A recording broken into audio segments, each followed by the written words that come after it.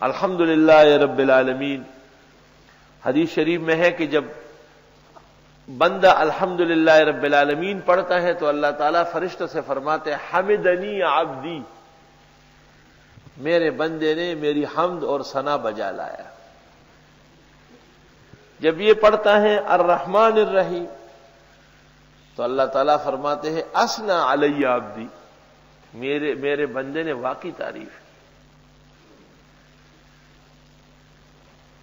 جب یہ پڑھتا ہے مالک یوم الدین تو اللہ فرماتے ہیں مجدنی عبدی، اور جب یہ پڑھتے ہیں ایاک نعبد تو اللہ تعالیٰ فرماتے ہیں ھذا لی، اور جب یہ کہتے ہیں وایاک نستعین تو فرماتے ہیں ھذا لعبدی، مدد مانگی اور دوں گا۔ جب یہ پڑھتا ہے اہدنا الصراط المستقیم تو اللہ تعالیٰ فرماتے ہیں اجبت لہ، دعا قبول ہو جائے گی۔ اور جب یہ پڑھتا ہے صراط الذین انعمت علیہم تو فرماتے ہیں ہم احبائی،